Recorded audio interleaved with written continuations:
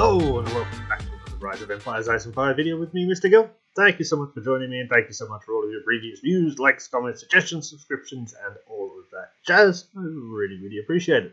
Ladies and gentlemen, today we're going to be talking a little bit about troop power. So yesterday or the day before, I made a quick video on which troop types you should focus on, which is pretty much all of them, depending on what you're going to be doing. And because we're kind of thinking about that within our Race to Castle 25 series at the moment, I thought I would then talk about troop power. I have also received a couple of comments asking, how do I increase my troop power, etc., etc. We're going to do it very simply, and it is very simple. However, first I want to talk about two things that I believe in. One is troop power, and the other one is false troop power, or false power. And people are going, what does that mean? Well, basically, it's very easy to present the image of being incredibly powerful and strong by overtraining your troops. So by having 10 million troops where you can only fit 100,000 into your actual legions is false power, is false troop power. You have overtrained. You're never going to use those 10 million if you can only use 100,000 at a time. That's not to say that having a second set, having extra troops ready to go into the legions, whether some tragedy befalls you, is not a smart thing to do. However, there is a limit. Where do we place that limit? I don't know. Where do I place that limit? I do know. So basically, when I'm training troops, I try to have, as I said in a previous video, enough types of troops to do the certain things I want to do. So currently we can see that at the moment, we're going to use me as an example here, I have 423,000 troops currently. I can fit how many? Let's have a look. 120 in there, 42 there, so that's 162,000, 164,000, 184,000, 184, 192, 202, roughly 203,000 troops can be fitted within my legions currently. So I have almost double that amount. So I have 423,000 troops. Is that okay? Is that projecting false power? No, it's not, because of one thing. So let's lay out what troops I'm going to have and how much power that should actually give me. And then we're going to talk about how we actually calculate the troop power. So that's the important thing. Basically, we're going to need to have all tier 1 horsemen for gathering days to fit in every legion. So currently I am aiming to have 200,000 of the tier 1 horsemen. Now, I've dropped my pen. Oh, God, my back, I'm getting old. So basically, let's make sure I keep a track of this. That's going to need 200,000 of the T1 horsemen currently needed. And we're just going to assume that I'm only going to stay at 200,000 slots within my legion. So, I can only fit 200,000 troops. So we're going to need another 200,000 of those, which is, that's fine. Arcane Knights, so these are the tier 7, which I currently have. Let's assume that I'm not going to get tier 8s in the next, 2 days, something like that. So we're going to want 200,000 of those. So 200,000 of the Arcane T7 Cavs, Arcane Knights. Now we want to get ready for Reign of Chaos. So I want to have 200,000. No, not 200,000. I probably want to have, say, enough to fit in Legion 1 and 2 of the highest level footmen I can have. Okay, so Legion 1 and 2, how much can we fit in there? 120, 140, so 100. Let's just say 150,000 for Legions 1 and 2. So we want 150,000 of the highest tier footmen I can do, which is currently 5. We're going to say it's 6. We're going to say tier 6 because I can get that pretty much tomorrow. I think get tier 6 footmen. So let's say it's 150,000 of the T6 foot we need, like so. Now we come to archers. Now, am I going to be doing any massive raiding in the next couple of weeks? Probably not. But I did say in the other video, it's something I do want to do. I do want to get involved in KE more if I find the time. So let's just say we want to fill our first legion with a bunch of archers.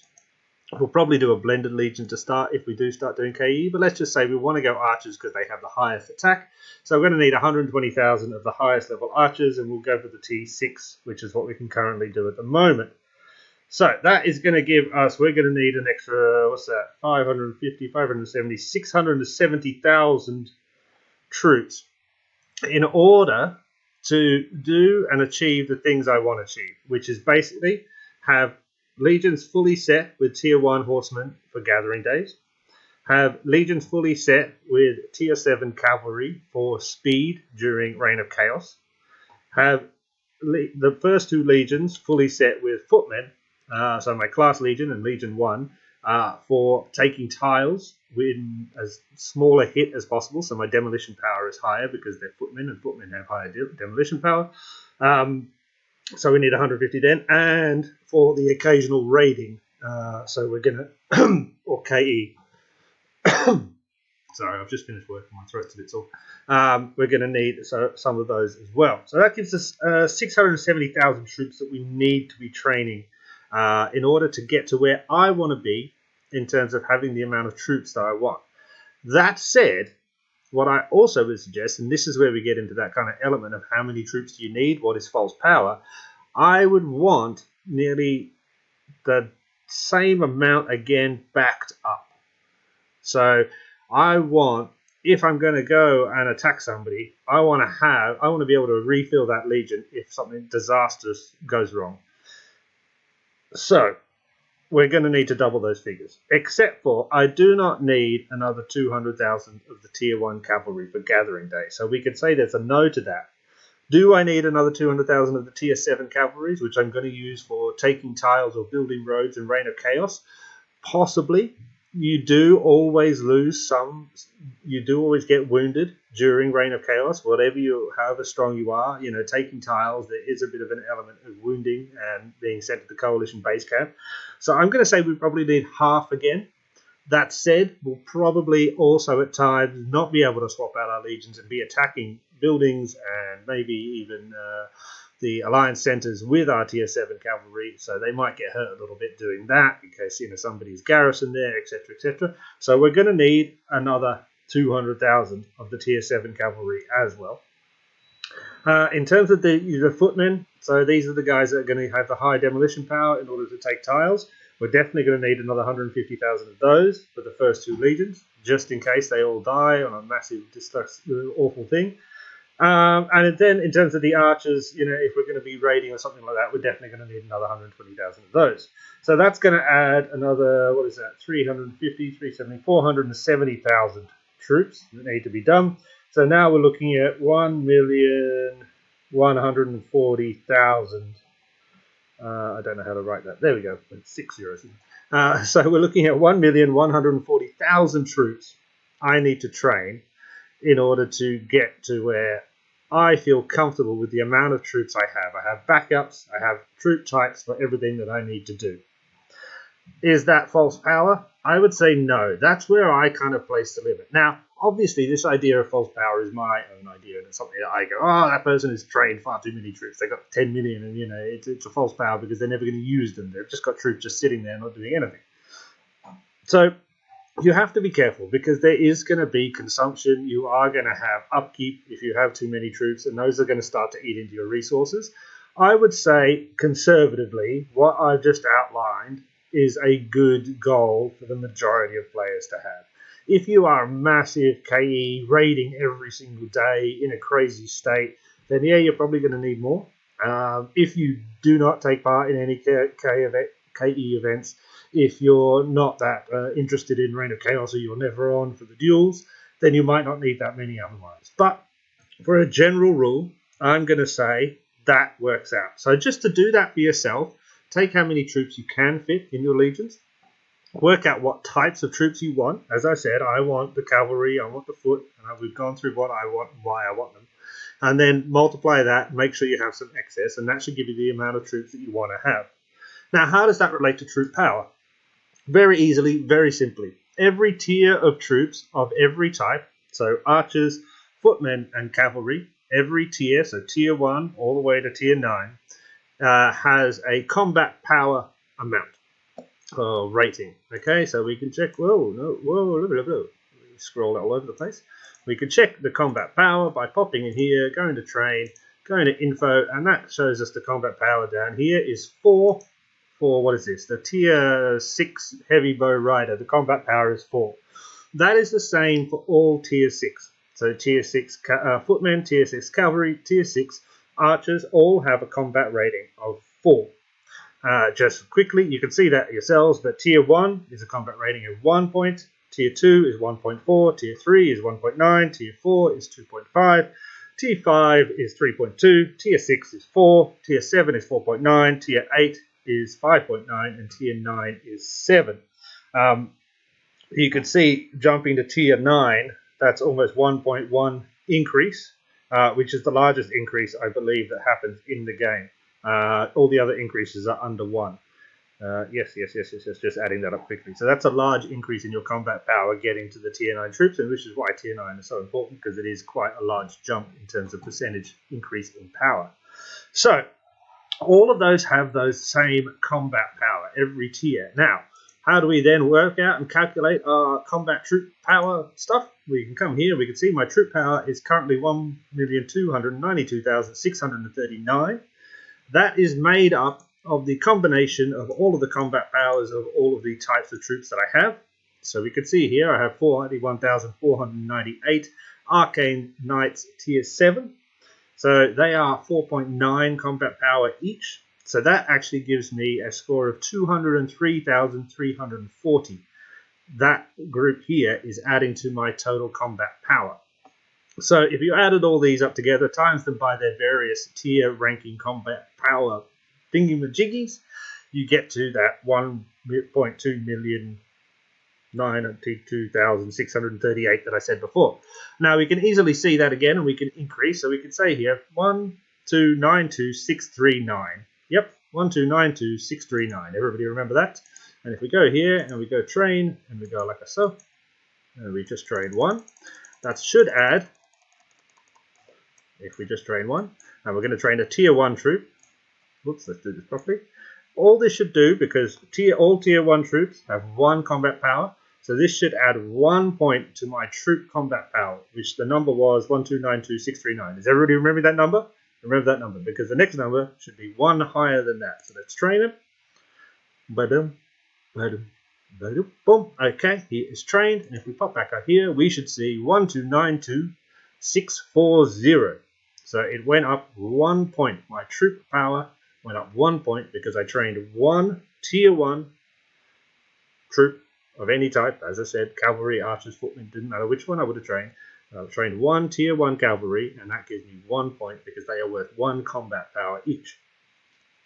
Therefore, if you are in a situation where you need to increase your combat power or your troop power, and there's only 2 reasons. No, there's not even 2. There's only 1 reason why you would want to rapidly increase your troop power, and that is because you wanted to overinflate all of your power, so that maybe you weren't as attacked as much. Say you're starting out in a new state or something like that, you wanted to maybe feel that people wouldn't attack you so much.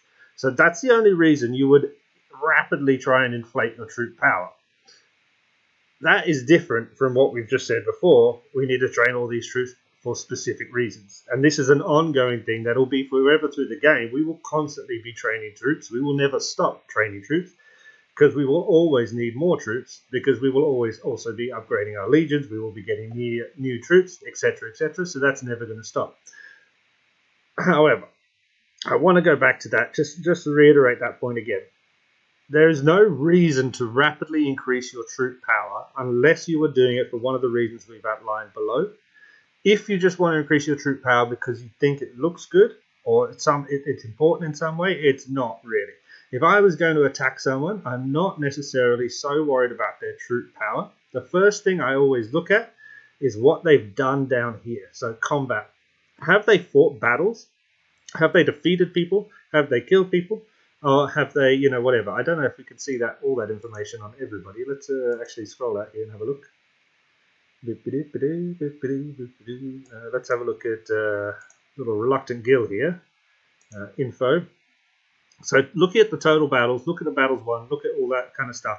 This is more information for me than their troop power, because I'm always going to assume that somebody has a lot of overtrained troops. That's probably a wrong thing to assume, but I'm going to assume that because a lot of people constantly train. And I know I've known people who just train Tier 1, just so it looks like they've got an enormous amount, because it's 1 point and it's cheap. So they just constantly train Tier 1 something, and it looks like they're stronger than they are. And I don't necessarily think that's as I said, my definition of the fake power or false power. Right, so let's just go back over that again. In terms of troop power, and we're talking about this because we talked about yesterday about which troops we should train.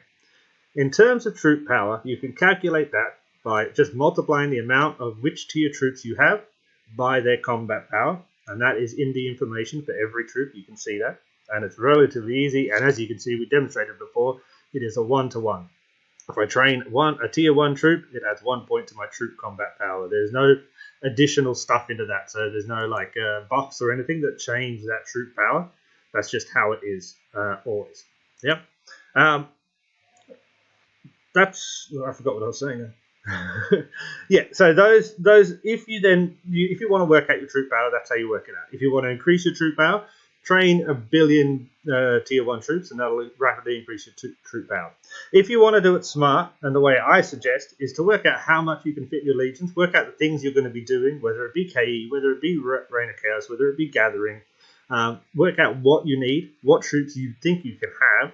I know I'm pretty much stuck now on tier 6 archers for now. I don't think I'm going to have the time, so tier 6 is what it's going to be. I'm going to try and train 120,000 of them.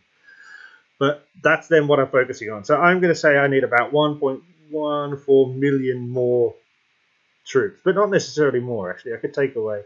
We're roughly going to probably be training about 1 million troops at between tier 6 and tier 7, so about 3.5 is the average. So we're going to be, just to get to where I feel happy to do Reign of Chaos, to do a KE, and to do my Gathering every week, we're going to have to add 3.5 million to our troop power here. So we're pretty far behind. And this is actually something that I wanted to do these calculations because I was thinking about Reign of Chaos, and I'm like, I think I should be ready. And then I was thinking about it, I was like, wait a second, I don't have half the amount of stuff that I need yet. I'm quite far behind, and that's without even increasing my legions.